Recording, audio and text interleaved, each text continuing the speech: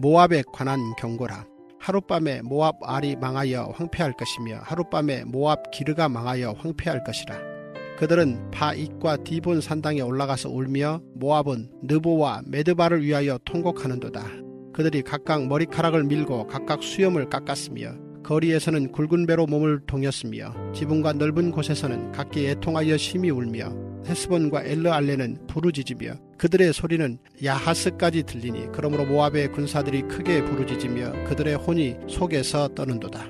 내 마음이 모압을 위하여 부르짖는도다. 그 피난민들은 소알과 에글랏 슬리시아까지 이르고 울며 루힛 비탈길로 올라가며 호로나임 길에서 패망을 울부짖으니 니무린 물이 마르고 풀이 시들었으며 연한 풀이 말라 청청한 것이 없음이로다.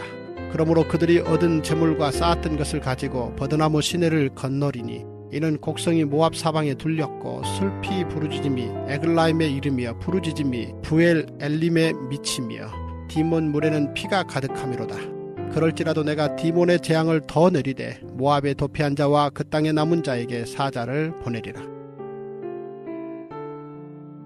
기도하겠습니다. 하나님, 우리가 오늘도 이 새벽에 제단을 쌓습니다. 하나님, 제단을 쌓는데 하나님, 모든 제단의 제사를 주님이 받으시는 것이 아닙니다. 하나님, 가인의 제단도 있었지만 가인의 제단은 받아지지 않았고 아벨의 제단이 있었지만 아벨의 제단은 받아졌습니다. 하나님, 왜입니까? 오늘 우리가 말씀을 보면서 내가 드리고 싶은 것이 아니라 하나님이 받으시는 것을 우리가 드려야 할 텐데 하나님, 우리는 하나님이 받으실 만한 그것을 드리기에 말씀을 듣는 귀가 없습니다. 하나님, 이 시간에 우리가 온전히 주님께 듣고자 하오니 하나님, 받고 싶은 제단이 무엇입니까? 하나님, 그 말씀을 듣고 주님이 원하시는 것을 드릴 수 있도록 이 새벽에 우리의 제단을 정결하게 하여 주시옵소서. 듣게 하여 주시옵소서. 믿사오며 살아계신 예수님 이름 받들어 기도드립니다. 아멘. 네, 오늘은 이제 모압은 또 왜 망했는지,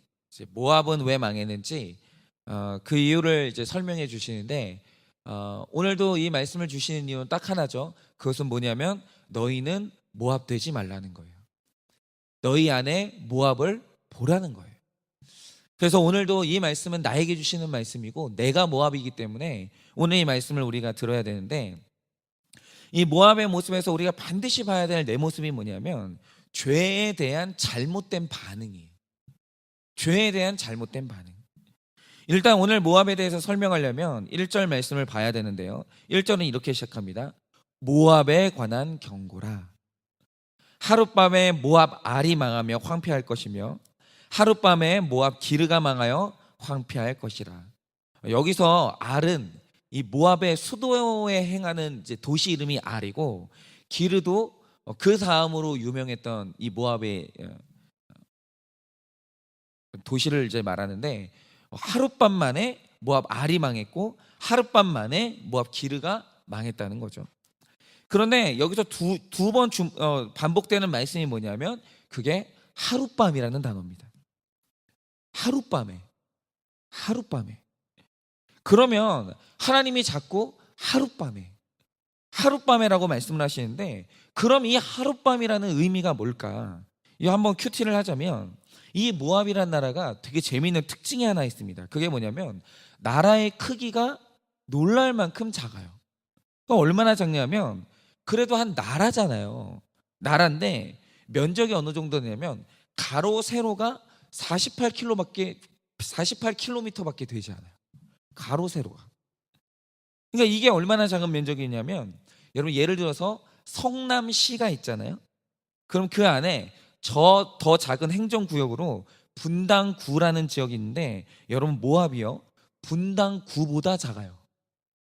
한 나라가 우리나라도 작잖아요. 우리나라도 작은데 모압이라는 한 나라가 작은 나라의 한 시에 그 시 안에 있는 구보다 작아요. 그러니까 사람이 마음 먹고 그 모압 땅을 다 밟아보려고 하면 하룻밤만 해도 다 밟을 수 있는 거예요. 사람이. 그런데 하물며 영원히 살고 계시는 하나님 앞에서 여러분, 이 모압의 역사라는 것은 하룻밤도 안 되는 시간이에요. 그리고 크신 하나님이 모압을 파악하실 때 그건 하룻밤이 아니라 1분도 안 걸리는 작은 존재가 모압이에요. 여러분, 모압은 작은 것의 상징이에요. 모압의 역사는 짧은 역사의 상징이에요. 그런데 우리가 이래요. 여러분, 우리가 굉장히 오래 살았다고 생각하십니까? 우리 삶이 다난했다라고 생각을 하십니까? 사람들이 우리 인생이 너무 길어서 우리 다 얘기할 수 없다라고 그렇게 생각하십니까? 하나님 앞에서는 아니에요. 여러분, 하나님이 우리 인생을 다 아세요. 왠지 아십니까? 1000년을 하루처럼 사시는 하나님 앞에서 우리 인생은 짧은 한순간이에요. 그렇기 때문에 그 작은 모압을 지켜보시는 하나님이 모압에 대해서, 우리 인생에 대해서 모르는 게 있을 수 있냐라고 하면 그런 건 없다라는 거예요. 우리 인생의 사건 중에 하나님이 본 적이 없는 사건이 없고, 우리 인생의 사연 중에 하나님이 들은 적이 없는 사연은 없는 거예요. 다 아세요. 그런데 그걸 단 한순간도 빼지 않고 다 보신 후에, 다 알고 다 보신 후에, 다 들으신 후에 모압을 향해서 하나님이 내리신 결정이 뭐냐? 1절에서 또 2번 나오는 단어가 있죠. 그게 뭐냐면 황폐하게 되었다, 황폐하게 되었다요. 즉 하나님이 그 사연을 다 보셨어요. 직접 보셨어요. 그리고 귀로 직접 들었어요. 그리고 나서 종합적으로 보고 듣고 판단한 그 결정이 뭐냐면 황폐해야 되겠다. 너희는 그거밖에 방법이 없다. 이렇게 결정을 하신 거예요. 왜냐하면 하나님이 하나도 빼놓지 않고 다 보셨는데 모압이라는 땅에서는 거룩한 것과 선한 것은 풀 한 포기도 날 가능성이 없다라고 판단을 하신 거예요. 그런데 여기에서 하룻밤에 2번째 의미가 나오는데, 그러면 이런 거죠. 그러면 좀 매를 때리시면서 회개할 기회를 좀 주시지. 어떻게 그렇게 야박하게 하룻밤 만에 황폐화시키시는가? 하룻밤 만에 갑자기 망하게 하시는가? 그렇게 말할 수 있는데 그건 하나님을 몰라도 너무 모르는 말이에요. 왜입니까? 여러분, 자비하신 하나님이 아예 망설임도 없이 하룻밤 만에 한 나라를 없애셨어요. 그럼 이유가 뭐겠어요? 이유가 뭐냐면 하룻밤이라는 이 멸망의 시간 전에 1000년이라는 기다림의 시간이 있었거든요. 여러분, 아마도 모압이 건국된 시기가 기원전 1700년 정도로 추정되는데 이 멸망의 시기가 언제냐면 기원전 711년이에요. 그러니까 하나님이 모압을 지켜보면서 기다려주신 시간이 얼마냐? 1000년이에요. 1000년. 그런데 그 1000년 동안 모압이 했던 일이 뭐냐? 여러분, 모압의 태동 자체가 음란인데, 여러분, 모압의 조상이 누굽니까? 아브라함의 조카 롯 있죠. 롯. 그 롯이 자기 첫째 딸과 친딸과 술을 먹고 동참해서 낳은 아들이 모압이에요. 술을 먹고 자기 친딸하고 동참해서 낳은 아들이 모압이라고요. 여러분, 자, 그렇습니다. 누구나, 정말 누구나 내가 원치 않은 상황 가운데서 내 삶이 더럽혀질 수 있어요. 누구나 다 그럴 수 있어요. 여러분, 원래 역사라는 건 악하고 음란으로 가득 차 있기 때문에, 여러분, 거짓으로 가득 차 있기 때문에 그 역사 안에 있는 우리는 누구나 다 더러움이 묻을 수밖에 없고 그 더러움을 배울 수밖에 없어요. 누구나 다.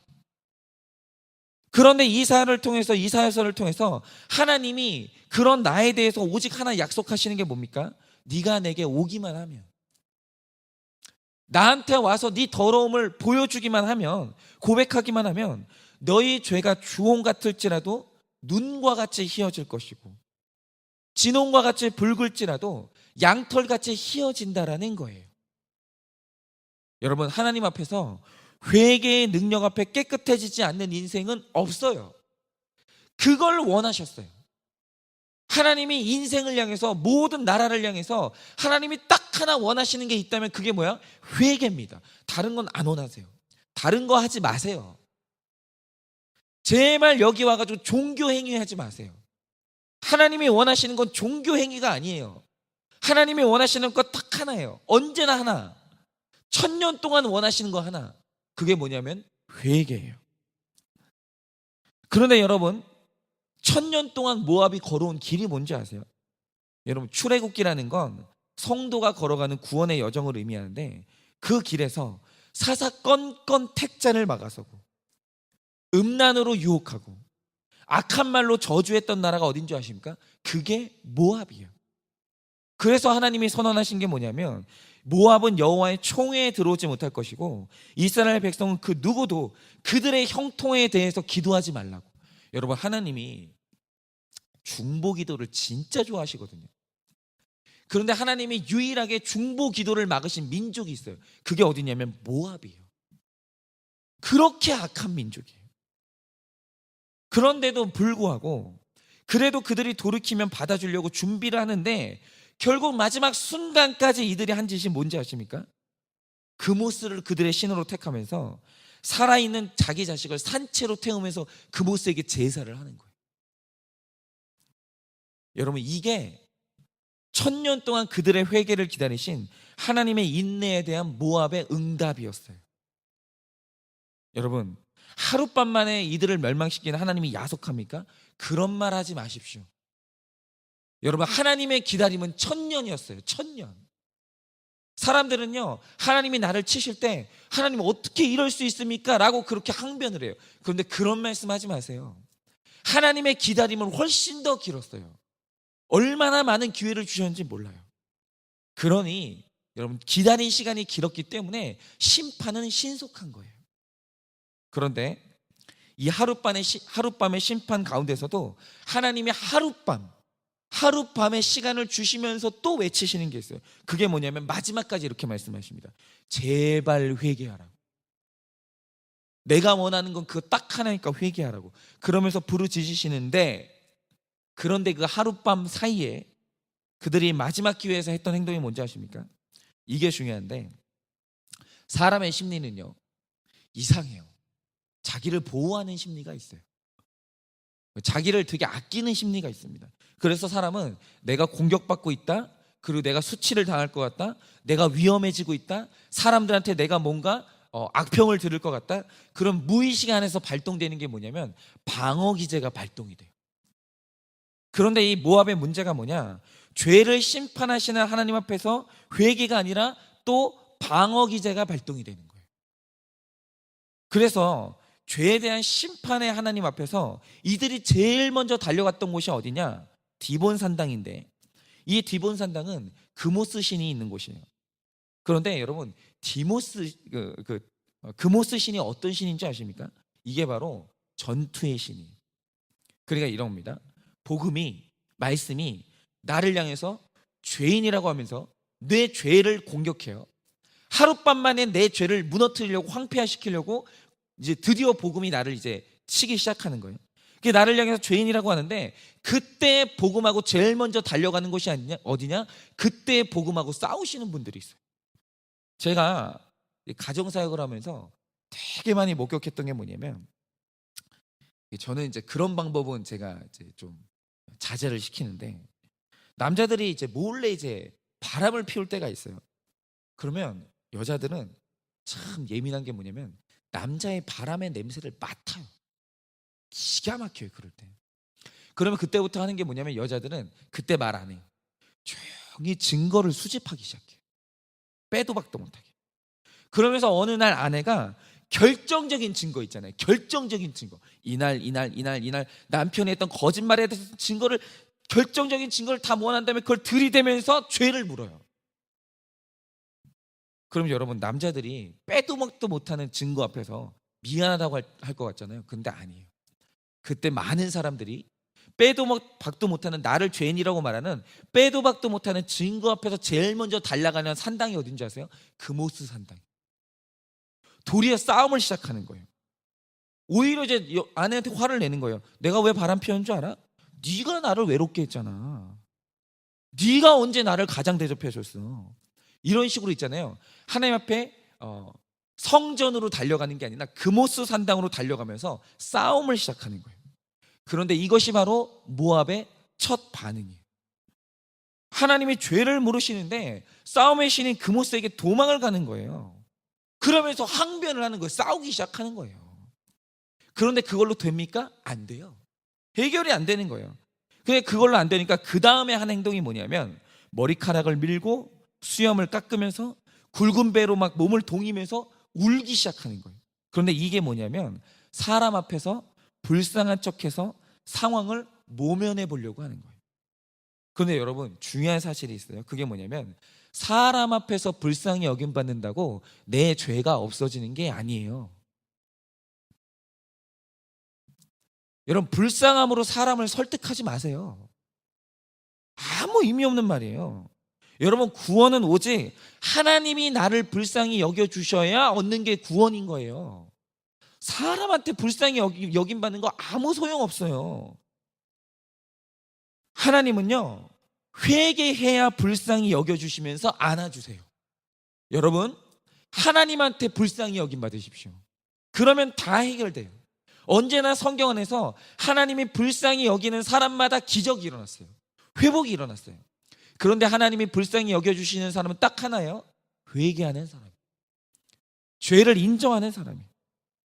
그런데 이상하게 모압은요 머리도 밀고 수염도 깎고 심히 울면서 나는 불쌍한 사람이라고 표현은 해요. 그런데 회개는 못해요. 이상해요. 자기를 방어하기 위해서라면 다 하는데 이상하게 자기 문제를 해결하는 회개 하나를 못해요.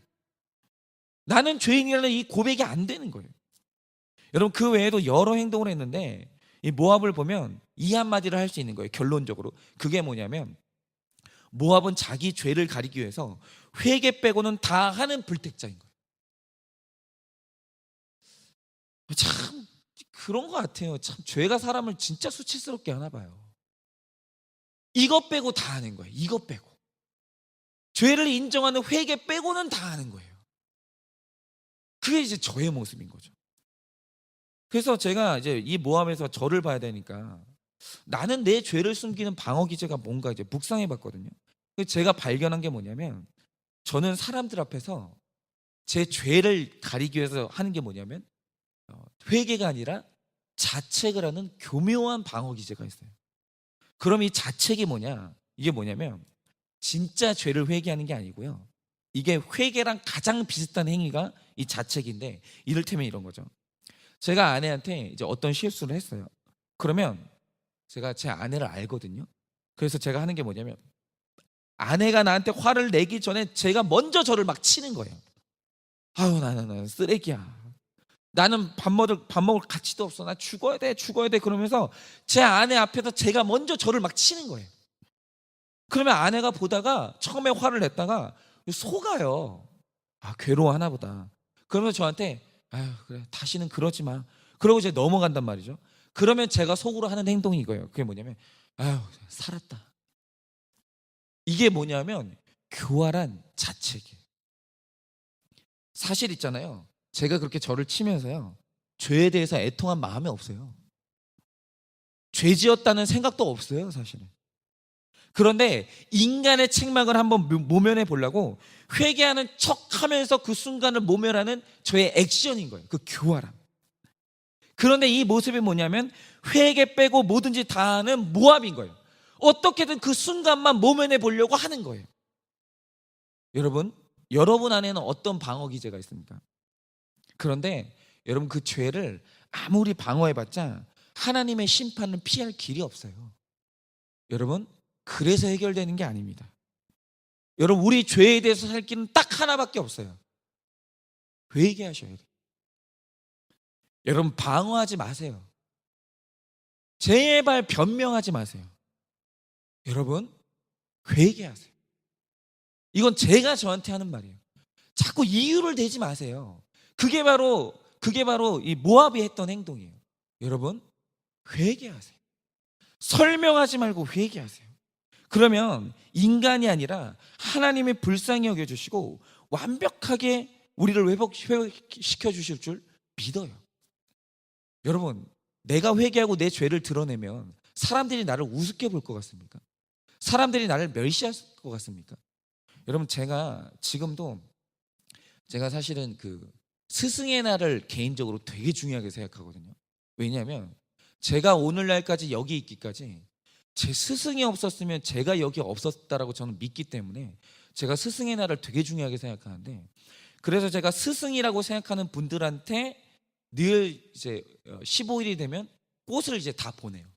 그 꽃을 보내는데 제가 전도사님 만났던 전도사님들 중에 유일하게 꽃을 보내는 전도사님이 한 분 계세요. 지금은 이제 목사님이 되셨죠. 근데 한 분 계시는데 제가 왜 그분을 잊지 못하냐면 유독 잊지 못하는 이유가 있어요. 뭐냐면 제가 이제 청소년 시절에 되게 진상을 많이 떨었거든요.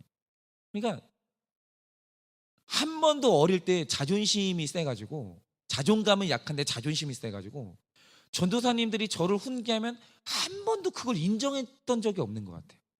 늘 반항하고 그분들한테 이제 맞서서 싸우고 늘 금오스 신에게 이제 달려가가지고 늘 이제 맞서 싸우고 했는데 그때마다 이제 전도사님들이 저를 대했던 방식은 뭐냐면 언제나 저를 말로 짓누르든지 아니면 저를 화를 내든지 해가지고 저를 제압하려고 하셨어요.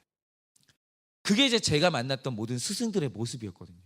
그런데 유독 한 전도사님은 제가 한번 그 전도사님이 저를 훈계하실 때 한번 진짜 크게 대든 적이 있어요. 그러니까 그분이 모멸감을 느낄 정도로 어린 제가 그분을 한번 대적한 적이 있거든요. 그리고 나서 이제 또 저분이 나에 대해서 화가 났겠지라고 생각을 하고 있는데 어느 날 이제 그분이 저를 조용히 찾아오시더니 저한테 이제 그런 말씀을 하신 적이 있어요. 그게 뭐냐면 현성아 미안하다. 내가 잘못했어. 내가 어른답지 못했어. 야, 현성아 미안하다.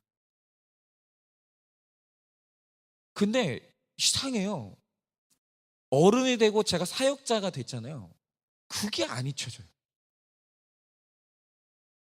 유일하게 저한테 있잖아요. 제가 그분한테 잘못했거든요.